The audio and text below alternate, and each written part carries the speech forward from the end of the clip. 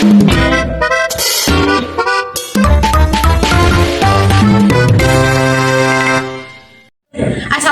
warahmatullahi wabarakatuh. Halo semuanya, perkenalkan nama aku Mesya Rajika dengan NIM 170924075.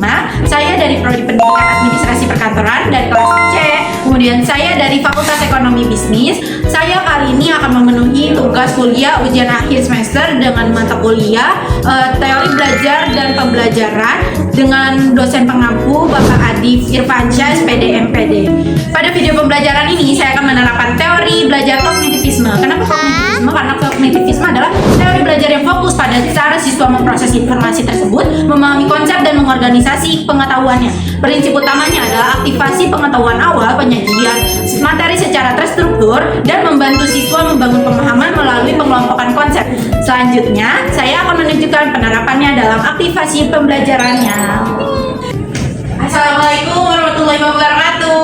Waalaikumsalam warahmatullahi wabarakatuh. Selamat pagi semuanya, sehat? Pagi, sehat. Alhamdulillah. Oke, sebelum kita mulai, jadi ibu ini mau ngasih materi tentang publisitas dan publikasi. Jadi kita sebelum itu kita tonton terlebih dahulu ya.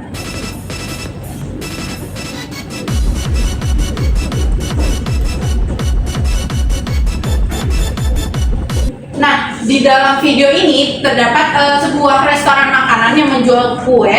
Nah, restoran tersebut itu tidak mempromosikan ataupun mengiklankan produknya mereka, tapi orang-orang kenapa ngantrinya sampai segitu banyak ya? Karena itulah arti dari materi yang akan kita pelajari hari ini. Jadi, definisi publisitas dan publikasi itu, publisitas itu adalah pemberitaan atau sorotan dari media atau publik yang muncul dengan sendirinya, bukan karena dibayar.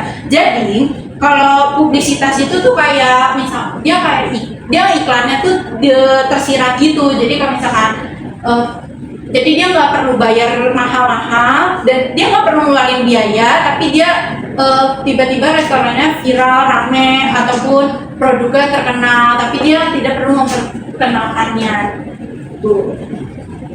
Oke, lalu selanjutnya itu adalah di sini ada promo dari restoran lagi, itu buy one get one. Ini disebut periklanan ini disebut publikasi, dikarenakan publikasi itu adalah kegiatan mengenalkan perusahaan bisnis atau lembaga pemerintah sehingga umum, publik dan masyarakat dapat mengenalnya. Jadi dia tuh kan yang sebelumnya ini dia langsung dari restoran tersebut memperkenalkan produknya bahwa ada promo buy one get one, makanya disebut publikasi. Karena publikasi itu dia memperkenalkan, dia sudah disusun secara rata tersebut. Oke, selanjutnya, jadi gampang itu publikasi itu adalah informasi yang kita buat dan kita sebarkan dengan sengaja. Kalau publisitas itu orang mencari tahu produk kita sendiri, lalu kita tidak perlu membayarnya. Oke, biar kita makin kebayang, kita simpulin bareng-bareng. Kalau misalnya kayak kalau orang lagi heboh ngomongin kita itu contohnya publisitas. Nah, kalau kita yang ngomongin ke publik kayak misalkan ada promo ini buy one get one, itu namanya publikasi.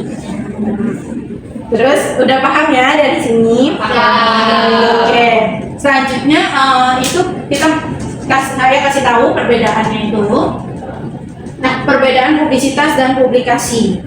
Intinya kalau publisitas itu dia tidak berbayar, tapi diambil dari orang lain. Kalau publikasi itu dia sudah secara teratur, tersusun, tapi dia ada pembayarannya gitu. Oke, selanjutnya itu kita analisis kasus ya. Contohnya kayak misalkan di kemarin kan ada bencana alam Sumatera ya.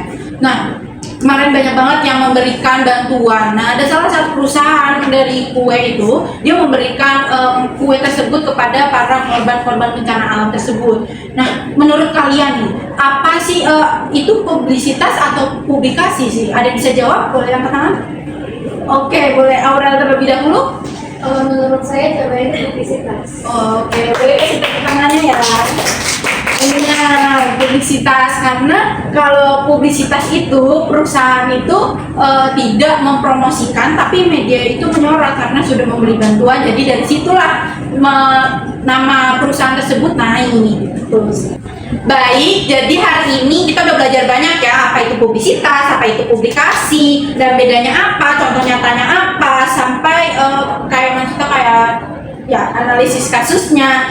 Terus semoga setelah ini kalau kalian lihat sesuatu di media ataupun di media sosial lainnya, kalian tuh tahu, bisa langsung mikir, oh ini tuh publisitas, oh ini publikasi, kayak gitu ya.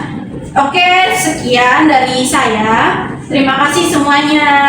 Wassalamualaikum warahmatullahi wabarakatuh. Waalaikumsalam warahmatullahi wabarakatuh. Terima kasih Bu. Terima kasih Bu.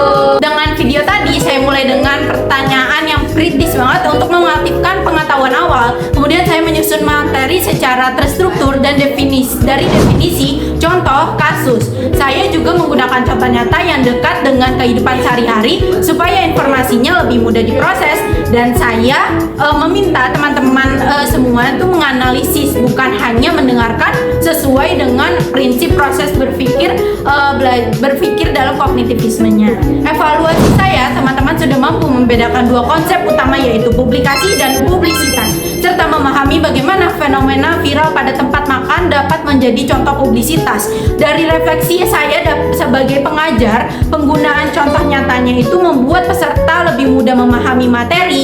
Namun di bagian analisis beberapa istilah masih perlu saya sederhanakan agar lebih mudah dipahami oleh semua peserta. Baik, itu saja pembelajaran kita hari ini. Terima kasih sudah menonton. Terima kasih banyak atas perhatiannya. Wassalamualaikum warahmatullahi wabarakatuh.